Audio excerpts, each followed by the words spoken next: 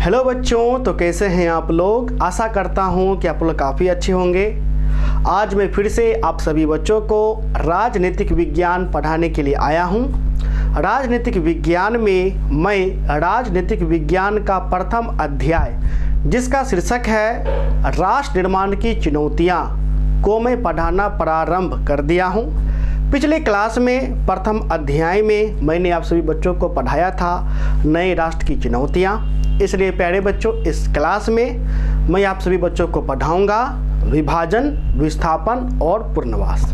प्यारे बच्चों, इस क्लास में मैं आपको समझाऊंगा कि किस प्रकार हमारे देश का विभाजन हुआ, किस प्रकार विभाजन के बाद क्या परिणाम देखने को मिला, शरणार्थी कौन थे, उनका पुनर्वास कैसे किया गया, द्विराष्ट्र सिद्धांत क्या है। इन सभी टॉपिक को आज हम इस क्लास में कवर करेंगे, तो बने रहिए आप हमारे साथ। यदि आपने अभी तक हमारे चैनल को सब्सक्राइब नहीं किया है तो चैनल को सब्सक्राइब कर दीजिए। वीडियो को लाइक नहीं किया है, लाइक कर दीजिए। बेल आइकन को अवश्य रूप से दबा दीजिए। और हाँ, आपने अभी तक अपने मित्रों के साथ इस वीडियो को शेयर नहीं किया है तो अवश्य रूप से शेयर कर दीजिए, क्योंकि आप जितना शेयर करिएगा उतना मुझे और क्लास लेने का मन करेगा। इसलिए शेयर करना मत भूलिए, ठीक है। और मैं आपको ये भी बताना चाहूँगा प्यारे बच्चों, राजनीतिक विज्ञान में सप्ताह में 3 दिन पढ़ाऊँगा, गुरुवार, शुक्रवार, शनिवार शाम के 7 बजे से। और ये क्लास उन बच्चों के लिए है जो बच्चे बिहार बोर्ड से कक्षा 12वीं की परीक्षा 8 से 2024 में देंगे। अर्थात ये जो बैच है न्यू बैच है, घबराने का कोई ज़रूरत नहीं है, ठीक है, न्यू बैच है। और आपको मैं ये भी बताना चाहूँगा कि हमारा पेड कोर्स भी चलता है।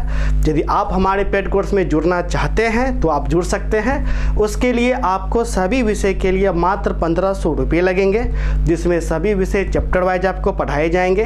चैप्टर वाइज लाइव क्लास लिया जाएगा। लाइव क्लास नहीं कर पाए तो रिकॉर्डेड वीडियो भी मिल जाएगा। चैप्टर वाइज नोट्स मिल जाएगा। चैप्टर वाइज प्रश्न उत्तर को समझाया जाएगा, लघु दीर्घ वस्तुनिष्ठ तथा उनका भी PDF फाइल में उत्तर भी भेजा जाएगा। चैप्टर वाइज टेस्ट भी लिया जाएगा। प्रत्येक रविवार को डाउट क्लास भी लिया जाएगा। इसी प्रकार सभी विषय को पढ़ाते हुए अक्टूबर के अंत में कोर्स को समाप्त किया जाएगा।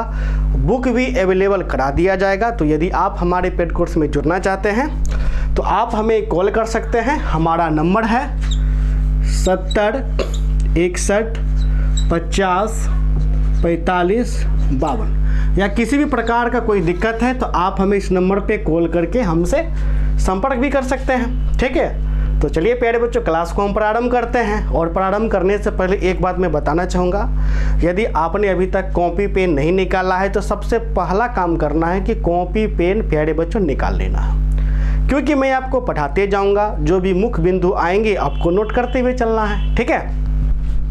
तो प्यारे बच्चों, कक्षा हो गया 12 आर्ट्स वाले बच्चों के लिए है। बोर्ड हो गया बिहार बोर्ड, न्यू बैच है, 2023-24 सेशन के लिए है। सप्ताह में 3 दिन पढ़ाऊंगा, गुरुवार, शुक्रवार, शनिवार शाम के 7 बजे, ठीक है। विषय हो गया राजनीतिक विज्ञान, अध्याय 1 हो गया, शीर्षक राष्ट्र निर्माण की चुनौती हो गया, ठीक है। और इस अध्याय का यह जो लेक्चर है प्यारे बच्चों, तीसरा लेक्चर है, ठीक है। यानी 2 लेक्चर आपका हो चुका है प्रथम अध्याय में, ये तीसरा क्लास है, ठीक है। पिछले क्लास में मैंने आप सभी बच्चों को समझा दिया था नए राष्ट्र की चुनौतियां, मैंने समझा दिया था।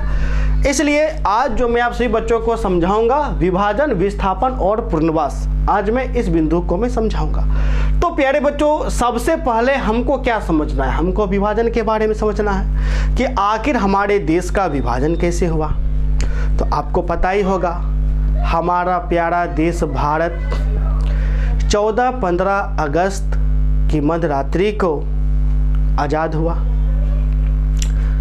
अब जब हमारा प्यारा देश भारत जब आज़ाद हुआ तो आज़ादी के दिन हम जितने खुश थे उतने गम में भी थे। अब आप कहिएगा क्यों सर, क्यों गम में थे?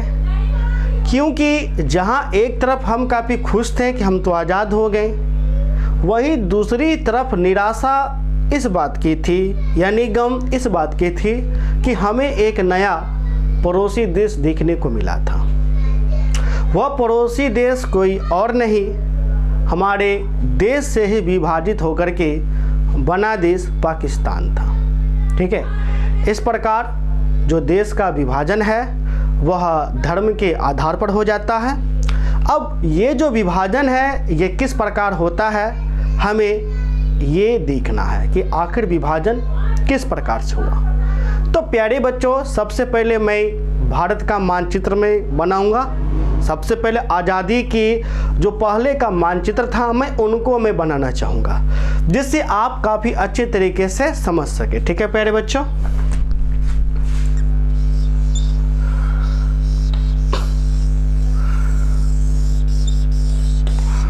ये हो गया आज़ादी के पहले वाला मानचित्र, यानी 1947 के पहले का यह आपका मानचित्र है। ठीक है, इस मानचित्र में देखिएगा आज का यह भारत हो गया, ये बांग्लादेश हो गया और ये आपका पाकिस्तान हो गया। ठीक है, तो प्यारे बच्चों, जो हमारा देश आज़ाद हुआ, कब आज़ाद हुआ? 14-15 अगस्त की मध्यरात्रि, 14-15 अगस्त 1947 की मध्य रात्रि को हमारा देश क्या हो गया था? तो प्यारे बच्चों, आज़ाद हुआ था। ठीक है, आज़ाद आपका हो गया था। लेकिन जो देश आज़ाद हुआ तो आज़ादी के समय, ठीक है, देश का विभाजन भी हुआ था, यानी बंटवारा भी हो गया था। अब ये जो बंटवारा हुआ था, बंटवारा का आधार था धर्म, अर्थात देश का जो बंटवारा हुआ वह प्यारे बच्चों यानी विभाजन हुआ। प्यारे बच्चों, विभाजन का आधार क्या था? तो आधार था धर्म। ठीक है, अर्थात देश का विभाजन धर्म के आधार पर हुआ था, धर्म के आधार पर हुआ था। तो किस धर्म के आधार पर हुआ था? तो प्यारे बच्चों, हिंदू और मुस्लिम। ठीक है प्यारे बच्चों, हिंदू और मुस्लिम, इस धर्म के ही आधार पर हमारे देश का विभाजन हुआ। अब आप कहिएगा सर ये तो हमको पता है कि देश का विभाजन धर्म के आधार पर हुआ, हिंदू और मुस्लिम के ही आधार पर हुआ, लेकिन ये जो धर्म के आधार पर विभाजन हुआ, क्यों हुआ? आखिर विभाजन क्यों हुआ? ऐसा क्या कारण था? और किस दल ने यह विभाजन के लिए अगुवाई किया? ये तो जानना आपके लिए जरूरी है। तो प्यारे बच्चों देखिए, बात कुछ ऐसा है कि जब यह संपूर्ण क्षेत्र था तो अंग्रेजों से लड़ने के लिए हम हिंदू भाई मिलकर के क्या किए? हिंदू और मुस्लिम दोनों भाई, सिर्फ हिंदू ही नहीं, हिंदू और मुस्लिम दोनों भाई ने मिलकर के अंग्रेजों से लड़ा। अंग्रेज ने कहा ठीक है जाओ हम तुमको आज़ाद करते हैं। तो जो हिंदू और मुस्लिम जो दोनों भाई ने मिलकर के देश को आज़ाद कराने के लिए लड़ा, तो इसमें सबसे बड़ा योगदान आपका चले आता है दल का, क्योंकि लोग जो थे किसी न किसी दल से जुड़े हुए थे। तो उन दिनों भारत में दो सबसे बड़े दल थे। भारत में जो थे प्यारे बच्चों, दो सबसे बड़ा दल था।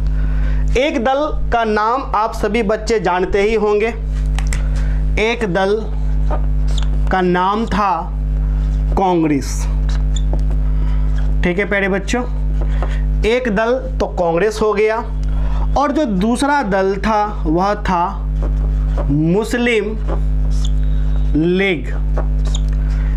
ठीक है, अर्थात कांग्रेस, मुस्लिम लीग, ये दो बड़ा दल था, और इन दोनों दल ने ही मिलकर के देश को आज़ाद कराने में इन दोनों दल का बहुत बड़ा भूमिका था। जहां कांग्रेस का नेतृत्व कर रहे थे, कौन कर रहे थे? जवाहरलाल नेहरू, ये आपका नेतृत्व कर रहे थे। तो दूसरी ओर मुस्लिम लीग का नेतृत्व कर रहे थे आपको अली जिन्ना, यानी मुस्लिम लीग के जो प्यारे बच्चों वरिष्ठ यानी बड़े नेता थे वह थे अली जिन्ना, और कांग्रेस का नेतृत्व हम मान के चलते नेहरू। हालांकि बहुत सारे नेता थे, लेकिन फिर भी अगुवाई में हम नेहरू जी का ही नाम लेंगे, क्योंकि देश के ये प्रथम प्रधानमंत्री भी थे इस प्रकार से। ठीक है, तो देखिए, तो अली जिन्ना जी जो है, जो मुस्लिम लीग के बड़े नेता है। अब नाम से ही स्पष्ट है कि इस मुस्लिम लीग दल में ज़्यादा बहुमत किनका था, तो मुस्लिम लोगों का था, जबकि कांग्रेस में ज़्यादा बहुल सदस्य हिंदू लोगों का था। ठीक है, तो मुस्लिम लीग ये जो दल है, अब प्यारे बच्चों दल कोई बात रखेगा तो कौन रखेगा? जो दल का नेतृत्व करेगा वही रखेगा। अर्थात मुस्लिम लीग दल की ओर से अली जिन्ना ने कहा, कौन कहा? अली जिन्ना ने कहा कि देखो, भारत किसी एक कौम वाला देश नहीं है। भारत किसी एक कौम वाला देश नहीं है। कौम का मतलब होता है धर्म। ठीक है, अली जिन्ना ने क्या कहा कि भारत किसी एक कौम वाला देश नहीं है, बल्कि दो कौमों वाला देश है, अर्थात दो धर्मों वाला देश है। ये दो धर्म कौन है? हिंदू और मुसलमान। अर्थात अली जिन्ना ने द्विराष्ट्र सिद्धांत का प्रतिपादन किया। ठीक है, अली जिन्ना ने मुस्लिम लीग दल के तरफ से किसका प्रतिपादन किया? तो प्यारे बच्चों, द्विराष्ट्र सिद्धांत। ठीक है, आपके एग्जाम में हमेशा से प्रश्न पूछे जाते हैं, ये द्विराष्ट्र सिद्धांत क्या है? ठीक है, द्विराष्ट्र सिद्धांत। तो प्यारे बच्चों, ये जो द्विराष्ट्र सिद्धांत है, द्विराष्ट्र सिद्धांत का प्रतिपादन कौन किया? तो द्विराष्ट्र सिद्धांत का प्रतिपादन किया अली जिन्ना। अली जिन्ना ने द्विराष्ट्र सिद्धांत के ही तहत बोलते हैं कि देखो, भारत किसी एक कौम वाला देश तो है नहीं, भारत तो दो कौमों वाला देश है, हिंदू और मुसलमान। इसलिए हमें मुस्लिम धर्म के आधार पर, किस आधार पर प्यारे बच्चों? मुस्लिम। ठीक है, हमें मुस्लिम धर्म के आधार पर मुझे चाहिए देश। मुझे क्या चाहिए? मुझे देश चाहिए। अर्थात मुस्लिम लीग और कांग्रेस दल में मतभेद हो गया। इस मतभेद के ही कारण अली जिन्ना ने द्विराष्ट्र सिद्धांत का प्रतिपादन करते हुए उन्होंने कहा कि भारत किसी एक धर्म वाला देश नहीं है, दो धर्मों वाला देश है। इसलिए मुझे मुस्लिम धर्म के आधार पर मुझे पाकिस्तान देश चाहिए। अर्थात अली जिन्ना ने मुस्लिम लीग दल के तरफ से किस देश का डिमांड किया, यानी मांग किया? तो प्यारे बच्चों, पाकिस्तान देश का मांग किया।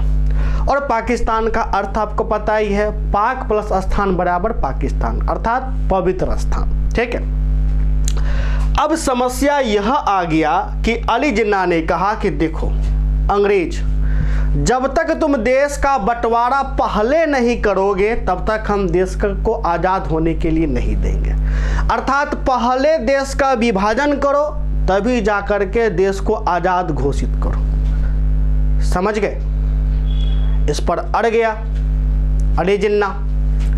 ठीक है प्यारे बच्चों, अब प्रश्न यह लग गया कि आखिर देश का भाई बंटवारा कैसे किया जाए। ये अपने आप में बहुत बड़ा प्रश्न है कि आखिर देश का प्यारे बच्चों बंटवारा किया जाए तो आखिर कैसे किया जाए। ये जो है बहुत बड़ा समस्या निकल गया, क्योंकि कहा जाता है कि ये जो देश देख रहे हैं, इस देश में ऐसा कोई क्षेत्र नहीं था कि जहां हिंदू नहीं था।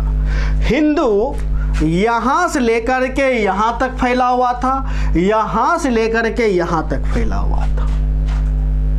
ऐसा कोई जगह नहीं था जहाँ मुस्लिम नहीं फैला हुआ था। यहाँ से लेकर के मुस्लिम यहाँ तक था, यहाँ से लेकर के मुस्लिम यहाँ तक था।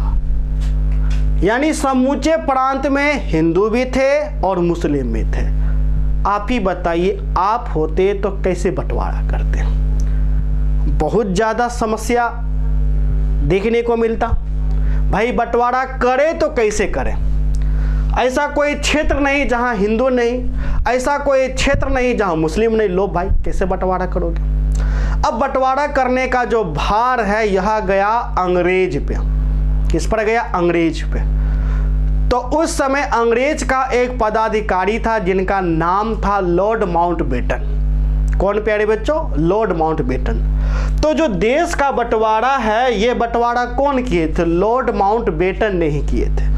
अब लॉर्ड माउंटबेटन कभी नक्शा इधर से ऐसे काटते, कभी इधर से ऐसे काटते, यानी लॉर्ड माउंटबेटन भी तय नहीं कर पाते कि हम किस प्रकार से देश का विभाजन करें। अंत में देश का लॉर्ड माउंटबेटन ने क्या किया? विभाजन किया इस प्रकार से। ये जो क्षेत्र है, इन क्षेत्रों में देखा गया, इस क्षेत्र में ज़्यादा मुस्लिम लोग रहते हैं, यानी एक इधर क्षेत्र, एक इधर क्षेत्र। ये ड्रॉ कर देते हैं, ये क्षेत्र और ये क्षेत्र। तो लॉर्ड माउंटबेटन ने दो क्षेत्र को पाकिस्तान के हिस्से में दिया, एक इस क्षेत्र को, एक इस क्षेत्र को। और समस्या ये था कि इस क्षेत्र को आखिर जोड़ा कैसे जाए, क्योंकि जुड़ेगा नहीं, इसलिए अंत में जाकर के छोड़ दिया गया। ठीक है, अर्थात जो पाकिस्तान जो देश बना प्यारे बच्चों, पाकिस्तान को दो बड़ा भूभाग मिला। एक ये बड़ा भूभाग, इस भूभाग को कहा गया पश्चिमी पाकिस्तान। मैं लिख देता हूं पश्चिमी पाकिस्तान। ठीक है, ये भूभाग हो गया। और एक ये भूभाग मिला जिसको कहा गया पूर्वी पाकिस्तान। क्या कहा गया प्यारे बच्चों? पूर्वी पाकिस्तान। यानी 1947 में पाकिस्तान को कितने भूभाग मिले? दो भूभाग मिले।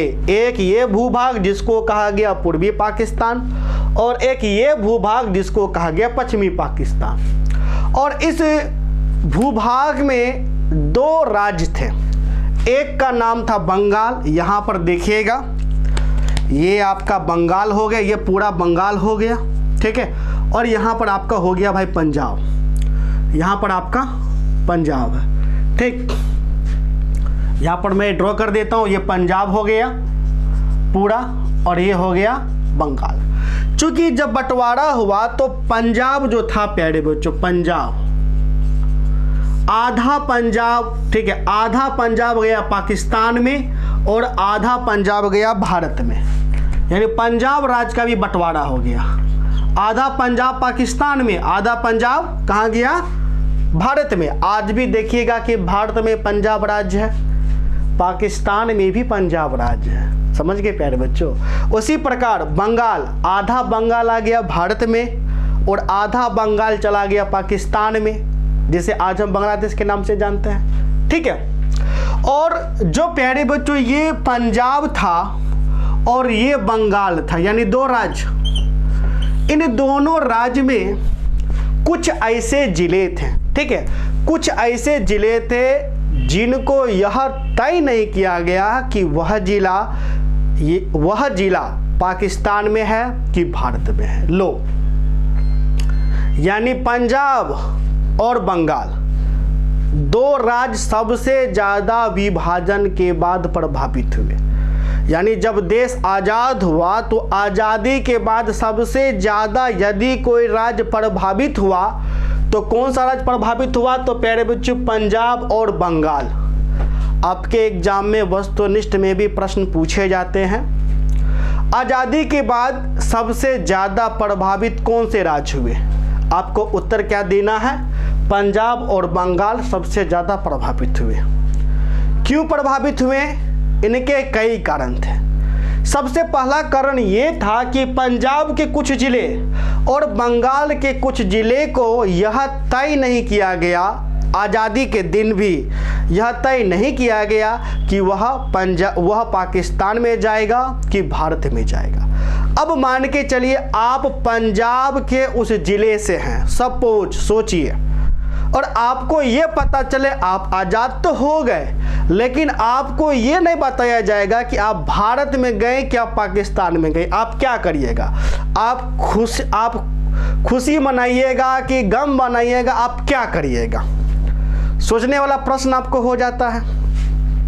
तो इस कारण से पंजाब में क्या हो गया प्यारे बच्चों? पंजाब में इस कारण से देखिएगा धीरे धीरे सांप्रदायिक मोड़ ले लिया। कौन सा मोड़ ले लिया? सांप्रदायिक।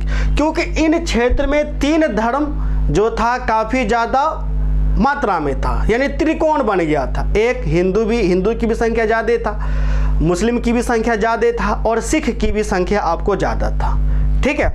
और दूसरी तरफ कुछ ज़िले को यह तय नहीं किया गया कि वो पाकिस्तान में है कि आपको पंजाब में है, जिस कारण देखिएगा धीरे धीरे सांप्रदायिक मोड़ ऐसा मोड़ लिया कि पंजाब में क्या हो गया, हिंसा भड़क उठी। और ये हिंसा इतना भड़क गया, इतना बड़ा हिंसा हो गया, इतना मार काट हुआ, इस पर न जाने कितना फिल्म बन गया, न जाने कितना कहानी बन गया। और उन फिल्मों में से एक फिल्म आपने अवश्य रूप से देखा होगा। कौन फिल्म? जिसका 2.5 किलो का हाथ है, सन्नी देओल का फिल्म गदर। उसका गाना भी है, उर्जा काले कावा तेरा मोविच कन पावा। सुने कि नहीं सुने? गदर फिल्म देखे हैं कि नहीं देखे हैं? अब गदर फिल्म में देखिएगा जो मार काट जो होता है, ट्रेन जो आता है, ट्रेन में से हर एक लोगों को मार दिया जाता है, एक भी लोगों को नहीं छोड़ा जाता है। कितने लोग को मारा जाता है? तो उतना हिंसा कहाँ हुआ? सन्नी देओल में, गदर फिल्म में आप जो देखें जो मार काट हुआ किस राज्य में? पंजाब में ही हुआ। आप कभी सोचे कि पंजाब में ही क्यों हुआ? राजस्थान में तो नहीं हुआ, गुजरात में तो नहीं हुआ, ये भी तो सीमा साझा करता है। तो यही कारण था कि पंजाब में सांप्रदायिक मोड़ ले लिया और काफ़ी ज़्यादा मारकाट होना शुरू हो जाती है, यानी हिंसा आपको काफ़ी ज़्यादा हो जाती है, ठीक है। आशा करते हैं कि आप लोग फिल्म भी देखे होंगे गदर। और देखो गदर 2 भी आ रहा है कि नहीं आ रहा है, ठीक है। तो गदर का भी जो कहानी है इसी कहानी पर ही आपको बना हुआ है। अब इसका जो हिंसा वाला जो कहानी होगा उसी पर एक आपको आधारित आपको कहानी है, ठीक है। तो प्यारे बच्चों, यदि आपके एग्जाम में पूछा जाएगा कि आज़ादी के बाद सबसे ज़्यादा कौन सा राज्य प्रभावित हुआ, उत्तर क्या हो जाएगा? पंजाब और आपका बंगाल हो जाएगा। यहाँ तक प्यारे बच्चों समझने में कोई दिक्कत नहीं ना? अब हम आगे बढ़ते हैं, ठीक है। अब देखिए, जब देश का विभाजन हो गया तो विभाजन होने के बाद बच गए अल्पसंख्यक। क्या बच गए? अल्पसंख्यक। अब आप कहिएगा ये अल्पसंख्यक क्या होता है? तो जिनकी संख्या कम हो उसी को कहेंगे अल्पसंख्यक, ठीक है। तो देखिए, अब इस भाग को जो पाकिस्तान मिला, यानी इस भाग को क्या बना दिया गया? तो प्यारे बच्चों पाकिस्तान, इस भाग को। तो इस भाग में बहुत से ऐसे क्षेत्र थे और बहुत से लोग हिंदू रहा करते थे। यहाँ जैसे कि इस क्षेत्र में जो रेड कलर का डॉट डॉट है ये हिंदू है, तो हिंदू को वहाँ मारना काटना शुरू कर दिया, क्योंकि सांप्रदायिक मोड़ ले लिया, हिंदू मुस्लिम झगड़ा करने लगे। तो बहुत सारे हिंदुओं ने, जो हिंदू पाकिस्तान में रहते थे, ठीक है, तो बहुत सारे हिंदू ने अपने प्राण की रक्षा खातिर वो कहाँ चले आए? वे भारत चले आए। कहाँ चले आए? भारत, ठीक है। और तो भारत कौन कौन आए? एक इस पाकिस्तान से आए और एक इधर वाले पाकिस्तान से भी भारत आए, ठीक है। और भारत में भी बहुत से ऐसे मुस्लिम थे। अब भारत में भी बहुत से प्यारे बच्चों ऐसे, जैसे मुस्लिम हो गए, भारत में भी ऐसे मुस्लिम थे जिन्होंने अपने प्राणों की रक्षा खातिर भारत को छोड़ करके ये कहाँ चले गए? यह आपको पाकिस्तान चले गए, ठीक है। भारत के बहुत सारे मुस्लिम भारत को छोड़ करके कहाँ चले गए? तो प्यारे बच्चों पाकिस्तान आपको चले गए। और ये जो स्थानांतरण हुआ, अब देखिए, जो हिंदू पाकिस्तान में रह रहा है, मान के चलिए मैं हिंदू, मैं पाकिस्तान में रह रहा हूँ, लोगों ने मुझे मारना शुरू कर दिया कि तुम हिंदू हो। अब आप बताइए, मैं आपको पाकिस्तान में रह रहा हूँ, मेरा अपना ज़मीन होगा, घर होगा, 2 जोड़ी बैल होगा, है कि नहीं? तो हम अपना घर द्वार, बैल, बकरी, व्यवसाय, ज़मीन सब छोड़ करके मात्र 2 जोड़ी कपड़ा लेकर के जैसे तैसे अपने परिवार को लेकर के मैं भारत आया। मैं कहाँ आया? भारत। अब जो मैं अपना जीवन बड़े ठाठ से यहाँ जी रहा था, मैं भारत जब आया मैं तो गरीब हो गया। मैं क्या हो गया? मैं गरीब, क्योंकि मैं अपने साथ तो ज़मीन तो लेकर के नहीं आ सकता हूँ, अपने साथ मैं घर तो लेकर के नहीं आ सकता हूँ, बैल तो लेकर के नहीं आ सकता हूँ। तो इस प्रकार मैंने जान बचाने के लिए पाकिस्तान को छोड़ करके भारत चला आया। इसी प्रकार बहुत से जो लोग भारत में रहते थे, जो भारत में रहते थे, मुस्लिम थे, उन्होंने अपना घर द्वार छोड़ करके पाकिस्तान वो आपको चले गए। तो इस प्रकार से देखने को क्या मिला, बहुत सारे जो लोग हैं आज़ादी के बाद बेघर हो गए। क्या हो गए? बेघर। ठीक है। अब ये जो सिलसिला रहा स्थानांतरण का, स्थानांतरण मतलब इधर से उधर जाना, उधर से इधर आना, कहा जाता है अभी तक दुनिया में सबसे ज़्यादा स्थानांतरण हुआ। अभी तक सबसे ज़्यादा दुनिया में स्थानांतरण मतलब एक जगह को छोड़ करके दूसरे जगह बस जाना, अर्थात बहुत सारे हिंदू पाकिस्तान को छोड़ करके अपने प्राण की रक्षा खातिर कहाँ चले आए? भारत।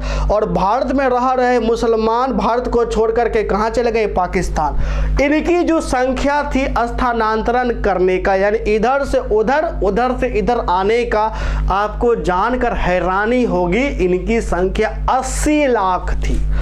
कितनी लाख थी? तो प्यारे बच्चों 80 लाख।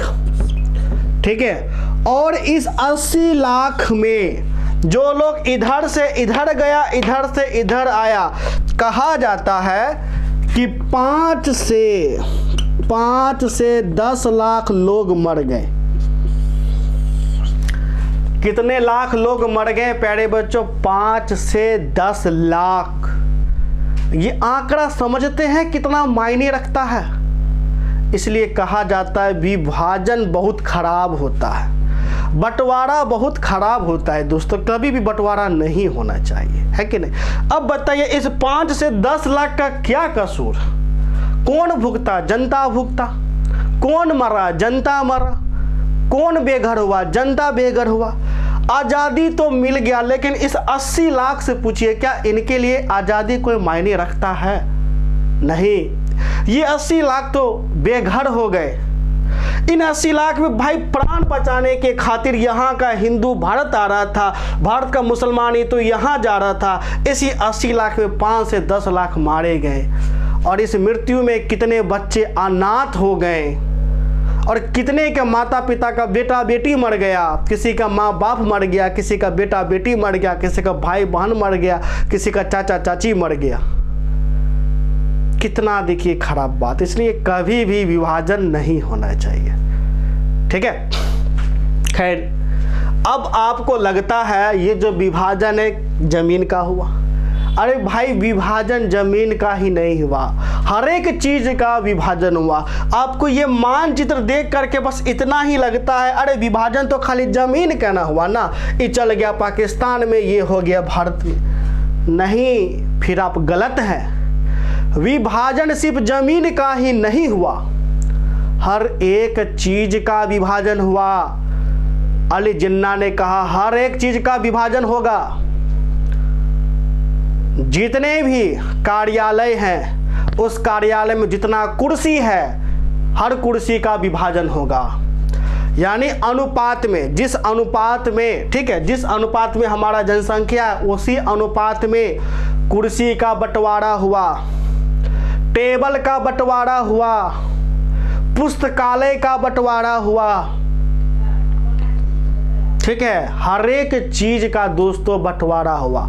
टेबल का, कुर्सी का, मेज का, टाइपिंग मशीन का, पुस्तकालय का, पैसा का, गाड़ी का, कर्मचारी का, हर एक चीज का बंटवारा हुआ। ऐसा चीज का बंटवारा हुआ जिसको आप सोच नहीं सकते हैं।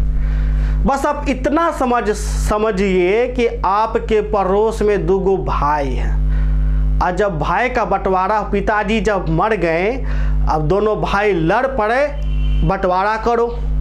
तो दोनों भाई में जैसे बंटवारा जमीन का हुई, आपको हो गया। फिर दूसरा भाई क्या बोलता है, वो मोटरसाइकिल पप्पा का खरीदल मोटरसाइकिल छो, चल बेच, आधा पैसा हमरो हतो, या आधा मोटरसाइकिल काट को दे दो, या बेच करके पैसा लाओ। घर में जितना भी बर्तन है, आधा बर्तन तोहर, आधा बर्तन हमर, यानी पापा जी का खरीदा हुआ हर एक कुछ में आधा हमर।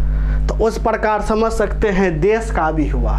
देश में भी बंटवारा में हर एक चीज़ का प्यारे बच्चों बंटवारा हुआ, टेबल का, कुर्सी का, कर्मचारी का, टाइपिंग मशीन का, पैसा का, हर एक चीज़ का दोस्तों बंटवारा हुआ।